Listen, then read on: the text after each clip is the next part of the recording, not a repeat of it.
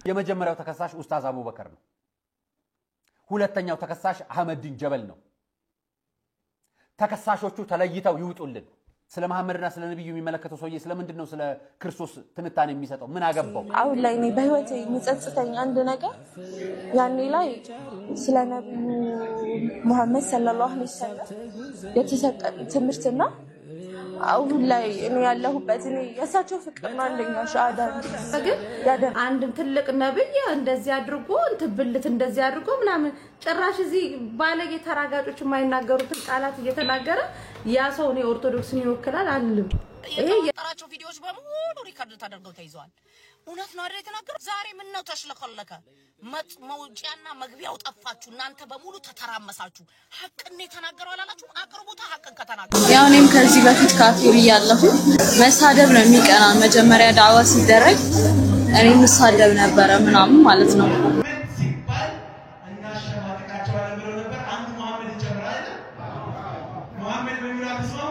እስልምና ማሻአላህ ነው ወላሂ በቃል የሚገለጽ ነገር አይደለም መስለም ነው የሚፈልጉ ሰዎች በቃ ማንኛውም እምነት ላይ ላሉ ሰዎች ደግሞ ወላሂ 5 ቢሊዮን ሙስሊሞች ህይወታቸው ሊሰውላቸው ቅንጣት ወደ ኋላ የማይሉላቸው ነብይ አለይሂ ሰላቱ ወሰለም ይህ ተራሰው በክፉ አነሳቸው ሙስሊሞች ምን ይመችሃል የሚል ጥያቄ ቀርቦልኝ ነበር በመሰረቱ ከሙስሊሞች ብዙ ነገሮች ይመቹኝ አሉ አንድ እንደዚህ ነክሶ ማውጣት ይከብደኛል ነገር ግን በዋናነት የሴቶቹ አለባበስ በጣም ይማርከኛል እዚህ ጋር ኡስታዞች መጠየቅ አለባቸው ምናምን ብሎ የሚናገሩት ነገር ማለት ነው እዚህ ጋር አንድ ነገር ላሳያችሁ መጠየቅ ካለበት ይሄ ሰውዬ መጠየቅ አለበት ይሄ ቅዱስ የተጻፈው በእግዚአብሔር ችሎታ አይደለም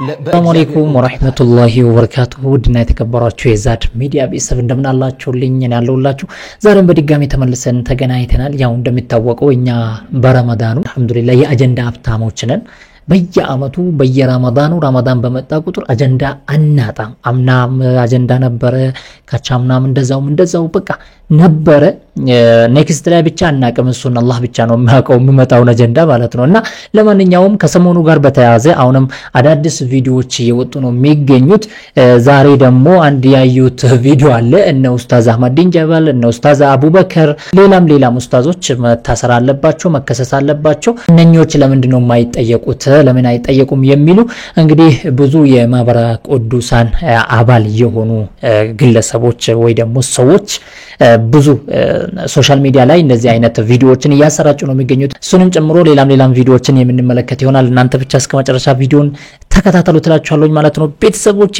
የሚገርማችሁ ነገር ማለት ነው ነብዩ መሐመድ አለይሂ ሰላቱ ወሰለም እየተሰደቡ ነብዩ መሐመድ አለይሂ ሰላቱ ወሰለም ስማቸውን እያጥለሹ ነገር ግን ስማቸውን ይዞ የሚወጣ ማአት ወደ እስልምና እየመጡ አሉ ብዙዎች አሉ እንደ ዓለም ማለት እንችላለን እስቲ ከሀገራችን ያው እዚሁ አዲስ አበባ ማለት ነው እስቲ ይሄን ቪዲዮ ስለዚህ መሐመድ ሲባል እናሸማቀቃቸው አለ ብሎ ነበር አንድ መሐመድ ይጨምራል መሐመድ በሚለው አትስማሙ ስለዚህ ሙስሊም መሐመድ በሚለው ስም የተስማማል አላሁ አክበር አላሁ አክበር መሐመድ ይኸው እንግዲህ የሚሸማቀቃሉ አንድ መሐመድ ጨምረናል በየመስጊዱ ደግሞ ሰዎች እየሰደቡ ነው ብዙ መሐመዶች ይኖራሉ ኢንሻአላህ አላሁ አክበር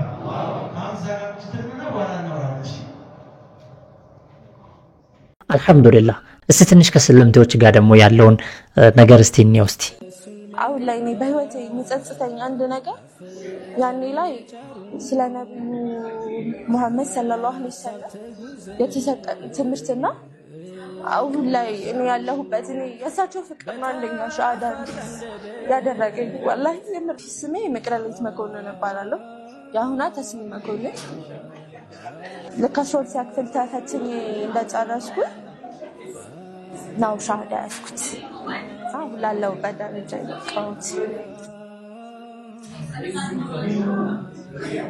እኔ አንደኛ ለሁሉም እኔ እና ከባድ ነው በጣም ለማስረዳት ሰናይ ለምናቼ ለያው መሰከሩ ብቻ አልহামዱሊላህ ያለፍኩት ስቃይ ምናምን ግን አልহামዱሊላህ እንደሰማችሁት ነው በየቤተ ክርስቲያኑ የሚሰጠው ትምህርት የነብዩ አለይሂ ሰላቱ ወሰለም ጥላቻ ነው። ነገር ግን እንደዛም ሆኖ በሺ የሚቆጠሩ ሰዎች ወደ እስልምና እየመጡ ነው። ጥላቻን እየተማሩ ነገር ግን ወደ እስልምና እየመጡ ነው። በጣም ይገርማል። እዛኔ የተማርኩት ነገር ስለሳቸው የተነገረኝ ነገርና ዛሬ ላይ ስለሳቸው አውቄ የኖርኩበት ያለው ነገር በጣም ሰማይና ምድር ነው እያለች ያለችው። ስለ ነብዩ አለይሂ ሰላቱ ወሰለም ክፉ ነገር እየተነገሩ ምን እየተማሩ በትምህርት ደረጃ እየተሰጣቸው ዛሬ ላይ ግን ተመልሶ ስለ ነብዩና አለይሂ ሰላቱ ወሰለም ሲመለከቱ በጣም ሰማይና ምድር ነው የሚሆንባቸው ማለት ነው። እኛ ግን ይሄንን አናውቅም። ምክንያቱም ስለሳቸው ፍቅር ብቻ ነው ስነገረን ያደግነው። ያ ነው አልহামዱሊላህ ረብል ዓለሚን። ለዚህ ያልታደላችሁ ወላሂ ነው የምላችሁ አላህ ይወፍቃችሁ፣ አላህ ይስጣችሁ። ስለምን አላችሁ ክርስቲያኖች ብዙዎች አላችሁ እዚህ ስር እኒን ቪዲዮ የምትከታተሉት እና አላህ ይወፍቃችሁ። ያው እኔም ከዚህ በፊት ካፊር እያለሁ መሳደብ ነው የሚቀና። መጀመሪያ ዳዋ ሲደረግ እኔ መሳደብ ነበር ምናምን ማለት ነው። ከመስለሚ በፊት ሐሳቡን አላዳምጠውም ነበር። ይሄ ምንድነው የሚለው ማለት ነውና ቢያንስ እንኳን መለስ ብለው ቢያስተውሉ መጽሐፋቸውን ቢያዩ ላለሁ እስልምና ማሻአላህ ነው ወላሂ በቃል የሚገለጽ ነገር አይደለም። መስለም ነው የሚፈልጉ ሰዎች በቃ ማንኛውም እምነት ላይ ላሉ ሰዎች ደግሞ ወላሂ ያሉበትን ነገር በቃ ይመርምሩ ማለት የሆነ ነገር አውቀህ ስታምን ለራስህም የውስጥ ጥንካሬ ጥሩ ነውና የተሰጠንን ብቻ ይዘን ከምንጓዝ ራሳችን መርምረን የራሳችንን መንገድ ራሳችን ብንመርጥ ባይ ነኝ።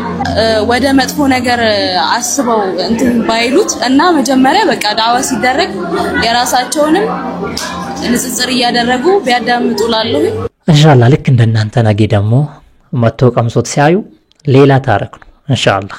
መሐመድ ካህሳይ ድሮ ነብዩ 10 ዓመት አካባቢ ያኛል ከሰለም አዲስ አበባ በስሚላህ የድሮ ስሜ ዘገየ ይባላል። ያሁኑ ሙሳ። እኔ የሰለምኩት አሁን 8 ዓመት ሞልቶኛል። ከፋሚሊ ጋር ነው ከቤተሰብ ጋር ነው እና ሮቤ የሚባል ሰዲቃ ነው የሰለምኩት። አሁን አዳማ ነው የምኖረው። እንደዛ ከአዳማ ነው የመጣው። እሺ ስሜ የኔ መጀመሪያው በእምነት ይባላል። ያሁኑ ካሊድ ከሰለምኩ 7 ዓመቴ ነው። አዎ ከአዲስ አበባ አለ ከይኔ ላይ ወንድሙት ያከቢያለ አለ ታቴ ስሜ ወንድማገኝ ይባላል። የበፊት ወንድማገኝ አለማየሁ አሁን ደግሞ ኡመር አለማየሁ ከአዲስ አበባ ከሰለምኩኝ 3 ዓመት። እኔ መሐመድ ያቁት እባላለሁ ከሰለምኩ አንድ 29 30 ዓመት አካባቢ ነው። ስንት ዓመት ነው? 30 ዓመት። አንዴ ስም ማለት የኔ ስም ሳሚ። ስንት ዓመት ነው ከሰለምኩ? ወላሂ እኔ ሙስሊም ሆኜ ነው የተወለድኩት። አልሐምዱሊላህ አሁንም ሙስሊም ነኝ። ሳሚ ይባል ስማል እንዴ? ሁሌም ሰው ይጠይቀኛል። ሳሚ፣ ሳሙኤል፣ ሳምሶን ይጠይቃል። ሳምሶን አለ ሳምሶን ሁሉ ስም የሙስሊም ሳሚ ነው። ሳሚ ብቻ ሌሎች ከፍ ያለ ማለት በአረብኛ በአረብኛ ከፍ ያለ ማለት እንጂ የተቆላመጠ አይደለም። የተቆላመጠ ሳሙኤል ካለ የተወሰደ ስም ማን ነው?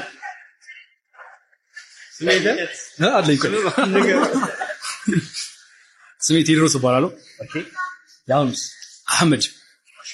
ስንት ዓመት ሆነ ከሰለምክ? አልሐምዱሊላህ 6 ዓመት ነው። ማሻአላህ ፊት አካባቢ ከአዲስ አበባ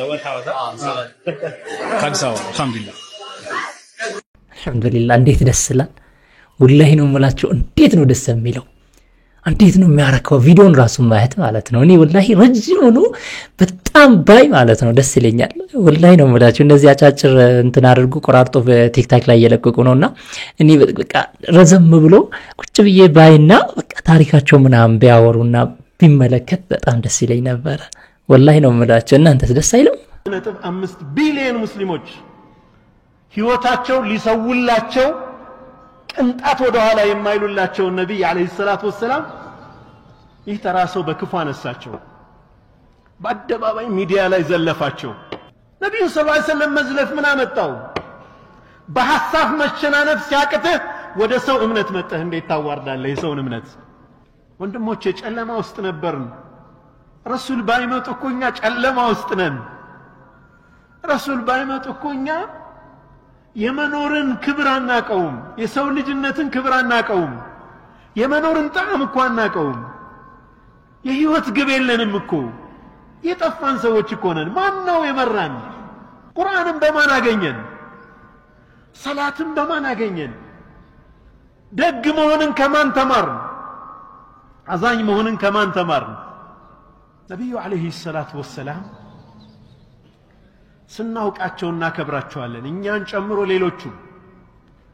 ወላሂ ያወቋቸው ግን ያልተከተሏቸው ሰዎች ታላቅነታቸውን መሰከሩ። ታሪካቸውን ያጠኑ ሰዎች ታላቅነታቸውን መሰከሩ። እውቀት ሚዛናዊ እይታ ይሰጣል። መሐይምነት ጭፍን ያደርጋል። መሐይምነት ጥላቻን በልብ ይሞላል። እውቀት ብርሃን ነው። መከተል አለመከተል መብትህ እኮ ነው። በመሐይም ግን ምን ይፈረዳል? በአላዋቂ ምን ይፈረዳል? ቢያንስ ያንድን ሰው አባት እንኳን መስደብ እንደማይቻል ያውቃል ይህ ሰው። ለምን ግን ናቀን? እንዲህ 1.5 ቢሊዮን ሙስሊሞች ህይወታቸው ሊሰውላቸው ቅንጣት ወደ ኋላ የማይሉላቸው ነብይ አለይሂ ሰላቱ ወሰላም ይህ ተራሰው በክፉ አነሳቸው። በጣም የሚገርማችሁ ነገር ማለት ነው እፎ የሚባለው ግለሰብ ወይ ደግሞ ሰለሞን ሽፈራው የሚባለው ግለሰብ ራሱ ማለት ነው መጀመሪያ ላይ ወደ ሚዲያ ስመጣ አካባቢ እንደዚህ ብሎ ነበር። ሙስሊሞች ምን ይመችሃል የሚል ጥያቄ ቀርቦልኝ ነበር። በመሰረቱ ከሙስሊሞች ብዙ ነገሮች ይመቹኝ አሉ። አንድ እንደዚህ ነቅሶ ማውጣት ይከብደኛል። ነገር ግን በዋናነት የሴቶቹ አለባበስ በጣም ይማርከኛል። ዘመናዊ ናቸው ሴቶቹ። በቃ አለባበሳቸው ኩልስታፍ፣ ሁሉ ነገራቸው ያምርባቸዋል። በቃ ስርዓታቸውን በጠበቀ ነው። ምክንያቱም ከሃይማኖት በላይ ምንም ነገር የለም ማለት። ስለዚህ ሃይማኖታቸውን በሚያዛቸው መልክ ነው የሚያደርጉት። ያን ነገር በጣም በዋናነት ማደንቀውና ደስ የሚለኝ ነው። ሌላኛው የህብረት ጸሎታቸው ደስ ይለኛል። ለምሳሌ ጠዋት የሚያደርጉት፣ ከሰዓት የሚያደርጉት፣ ማታ የሚያደርጉት በህብረት ለዱዓቸው በጣም ትልቅ ክብር ነው የሚሰጡት። ይሄ ሌላው ሃይማኖት ላይ እንደዚህ ይደረጋሉ? ይሄ እንጃ እኔ ጥያቄ አለኝ። ምክንያቱም ለምሳሌ ስንቱ ነው ስራውን ዘግቶ ለሶላት የሚሄድ፣ ሌላው ሃይማኖት ላይ ለጸሎት የሚሄድ። ሙስሊሞች ግን እንደዚህ ቀልድ አያውቁም፣ በዲናቸው ላይ ይደራደሩ። ይሄን ነገራቸው በጣም ነው የምወደው። ሌላ ደግሞ በእስልምና ውስጥ ለምሳሌ ሃይማኖታቸውን አያስደፍሩም፣ ያስከብራሉ። ይሄም በጣም ማደንቀውና ደስ የሚለኝ ነው። በተጨማሪ ደግሞ በእስልምና ለምሳሌ ሐሰተኛ ነቢያቶች አሉ። ሐሰተኛ አሁን ለምሳሌ በኦርቶዶክስ ብንሄድ ሲማቸውን አንጀርገው እንደዚህ ብለው መስቀል ይዘው በየቦታው ልብሳቸውን እንትን ቀዳደው ምናምን እናቃለን የሚሉ ባታውያንን የሚሉ ቤተክርስቲያኗ ሲበጠብጧት እንመለከታለን አሉ ማለት ነው። በኦርቶዶክስ በፕሮቴስታንት ኦልሞስት ያልናገረው ምክንያቱም ያው የምታውቁት ነገር ስለሆነ ስንት አስቀያሚ ነገር ስለሚሰራበት እንደውም ክርስትናውን ያረዱት ፓስተሮች ነን ነቢያቶች ነን የሚሉት ይመስሉኛል። ክርስትናውን በቁም የፈጠፈጡት አሉ የሉ የሚለውን ያው ብዙም እነሱ ላይ ጊዜ ማጥፋት አልፈልግም። ግን በእስልምናው ላይ በጣም ከምደነቅባቸው ነገሮች አንዱ በእስልምና ላይ ነብይ ነኝ ወይንም እንዲያቀላለው እንዲተፈጠረ እንደዚህ ሆነ እንደዚህ እያለ ትንቢት ቢናገር ሰምቻለሁ። በጥቅሉ ማለት ነው እስልምናን ሁሉ ነገሩን እወዳለሁ ለማለት ፈልጎ ነው። እዚህ ጋር ደግሞ አንድ የተናገረው ነገር አለች። ምን አለ? ሃይማኖታቸውን አስደፈሩም አለ። ይሄንን በተናገረው ሰው ላይ ተፈጽሞ ስታይ ደግሞ በጣም ይገርማል። በጣም ይገርማል። አው ያስተፈረን አይደለም አልহামዱሊላህ። እንዲህ ባለው አንደበቱ ነው ተመልሶ ነብዩና አለይሂ ሰላቱ ወሰላም ተሳድቦ ዛሬ ጉዱን ያያያለው ማለት ነው። ለእስልምና ያለውን እይታ ገለጽ አድርጎ አስቀምጦ ነበር በዚህ መልኩ ማለት ነው። ከዛ በተረፈ ግን አንድ ትልቅ ነብይ እንደዚህ አድርጎ እንትብልት እንደዚህ አድርጎ ምናምን ጭራሽ እዚህ ባለጌ ተራጋጮች የማይናገሩትን ቃላት እየተናገረ ያ ሰው ነው ኦርቶዶክስን ይወክላል አልልም። ይሄ የኔ ነው በነገራችን ላይ ይሄ የኔ የግለሰብ አመለካከቴ ነው። ኖ ሄለን እኔ አላሽቃብጥም።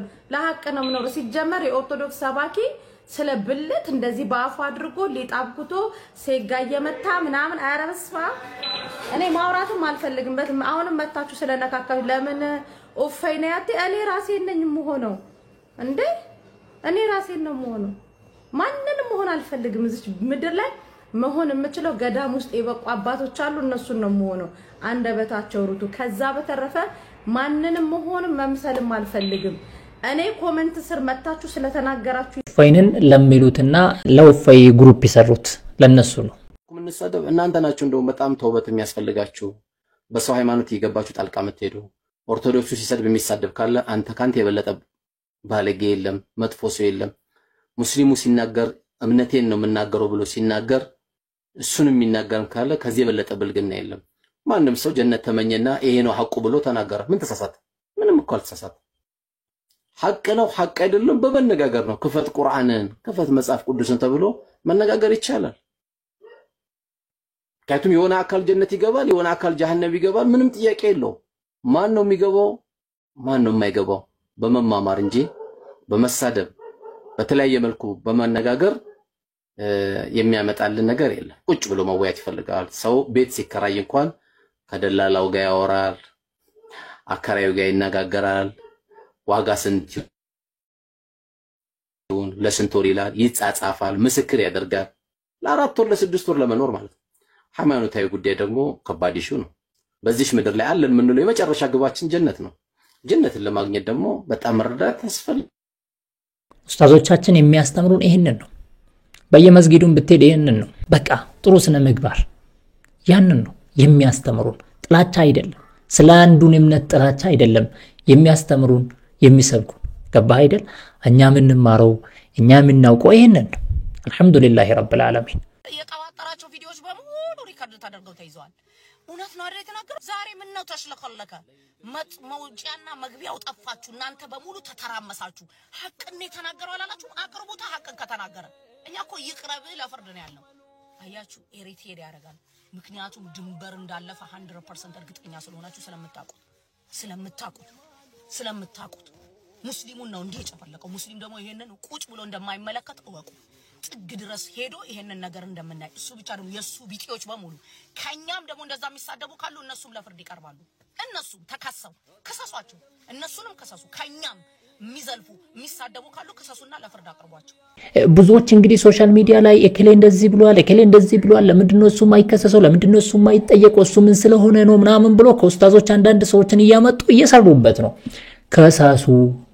ከሰሱ እውነት እናንተ ማስረጃ ካላችሁ ሙሉ ቪዲዮውን ይዛችሁ ሄዳችሁ ለህግ ማቅረብ ትችላላችሁ። አልተደበቁም በግልጽ አሉ ከፊት ለፊት ወጥተዋል። ማንም እንደናንተ እኛ መጥፎን ሰው ሸክሽግን እናስቀምጠን እንደናንተ ካለ ማለት ነው። እኛ ውስጥ ካለ አውጥተን ነው የምንሰጣችሁ እንደው ማለት ነው። ከፈለጋችሁ ካለ ማለት ነው አለ ብላችሁ እከለ እንደዚህ ተደብቋል ብላችሁ የምታውቁት ሰው ካለ ንገሩን እናውጣላችሁ። ተሳድቧል ብላችሁ ማስረጃ አውጡ። መረጃ ካላችሁ አውጡ አሳዩን ካለ ማለት ነው። እንደሌለ ታውቃላችሁ እናንተ። የመጀመሪያው ተከሳሽ ኡስታዝ አቡበከር ነው። ሁለተኛው ተከሳሽ አህመድን ጀበል ነው። ተከሳሾቹ ተለይተው ይውጡልን። ስለ መሐመድና ስለ ነብዩ የሚመለከተው ሰውዬ ስለምንድነው ስለ ክርስቶስ ትንታኔ የሚሰጠው? ምን አገባው? እሱ እንደማያመልከው እንደማያምነው የምናውቀው ሰውዬ ትንታኔ ይሰጥ። ይሄ ጉዳይ የሃይማኖት ተቋማት ጉባኤ አይመለከተውም አያውቀውም ነበር። እነዚህ ሁሉ መጽሐፎች ታተመው አያውቅም ነበር። ዛሬ እፎይ ሲነሳ ለእፎይ መግለጫ ስታወጡ እናንተም አብራችሁ አቤት ስትሉ አያታውቁትም ነበር። አምላክ ስጋ ለብሷልን እውነት ነውን ብሎ ሲጽፍስ አታውቁትም ነበር። እናንተ አይመለከታችሁም ነበር ወይ? የኢየሱስ አስተምሮ ምን ነበር? የሚስጥረ ስላሴና ሚስጥሩ የሚል መጽሐፍ ይጽፍ። እሱ የኢትዮጵያ ኦርቶዶክስ ተዋሕዶ ቤተክርስቲያን የቅዱስ ሲኖዶስ ኮሌጅ ነው የስላሴ ዩኒቨርሲቲ ተማሪና ኦርቶዶክስ ተከታይ ወይ ደግሞ ፕሮቴስታንት ተከታይ ነበር። ይሄ ሰውዬ የጻፈው ግን ሙስሊሙ ነው። እነማን ላሳያችሁ መሰላችሁ? ላውጣላችሁ። ይሄን መጽሐፍ ተመልከቱት። ከመካ እስከ ቫቲካን የሚለው በሐሰን ታጆ የተጻፈው በገጀራ የተሳለው መጽሐፍ ክርስትናና ኦርቶዶክስን ወይ ደግሞ ክርስቶስን ጌታችን መድኃኒታችን ኢየሱስ ክርስቶስን የሚያጠለሽ ጽሑፍ ነው። ክርስቶስ በኢስላም የሚል መጽሐፍ የተጻፈ መጽሐፍ አለ።